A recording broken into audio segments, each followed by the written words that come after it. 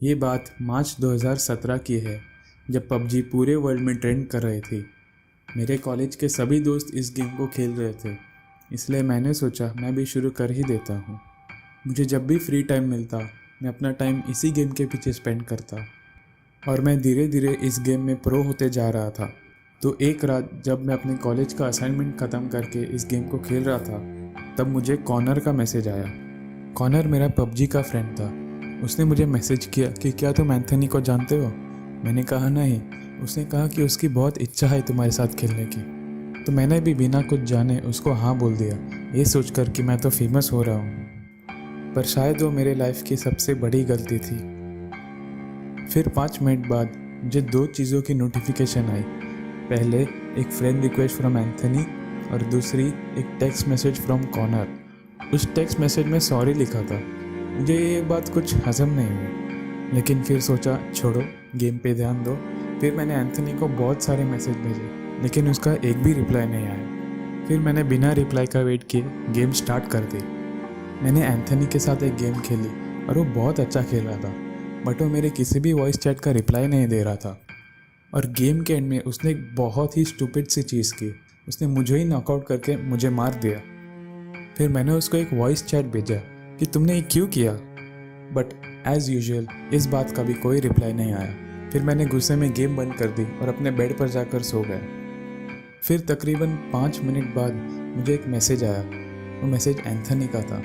मुझे क्लिक हुआ कि उसे मेरा नंबर कैसे मिला। मैसेज में ये लिखा था कि तुम्हारी रेड टी शर्ट बहुत अच्छी है।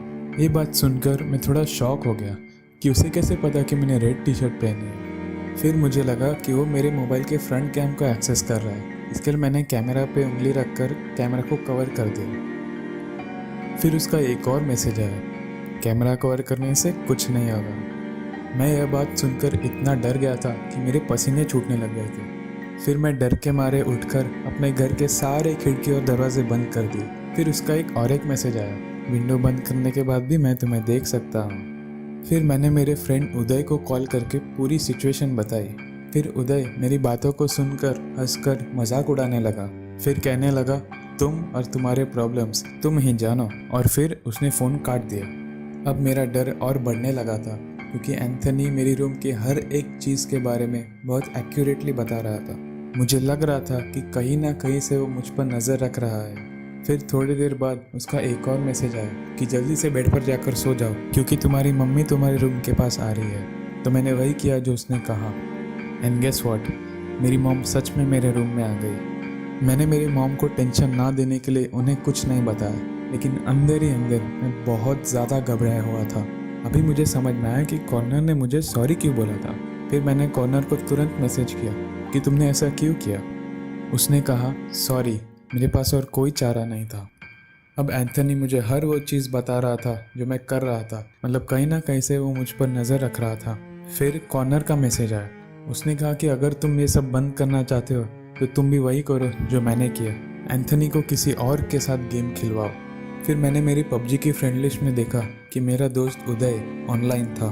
फिर मैंने उदय को मैसेज किया कि क्या तुम एंथनी को जानते हो। उसने कहा नहीं। मैंने उसको कहा कि उसकी बहुत इच्छा है तुम्हारे साथ खेलने की। फिर उदय ने भी वही किया जो मैंने किया। उसने भी एंथनी के साथ एक गेम खेली। फिर उस इंसिडेंट के बाद एंथनी का कभी भी मेरे पास कोई भी मैसेज नहीं आया। पर मैं मेरे फ्रेंड उदय के लिए बहुत सॉरी फील कर रहा था, क्योंकि उस दिन के बाद वो पबजी में कभी भी ऑनलाइन नहीं आया। और मैंने भी रात को पबजी खेलना बंद कर दिया, क्योंकि मुझे अभी तक एंथनी का डर सता रहा था। तो अगर कभी रात को कोई आपको भी मैसेज करे किसी स्ट्रेंजर के बारे में, तो उस मैसेज का रिप्लाई मत देना और अपने दोस्तों को भी सावधान करके रखना। क्या पता आपका दोस्त ही आपको एंथनी के बारे में मैसेज कर दे।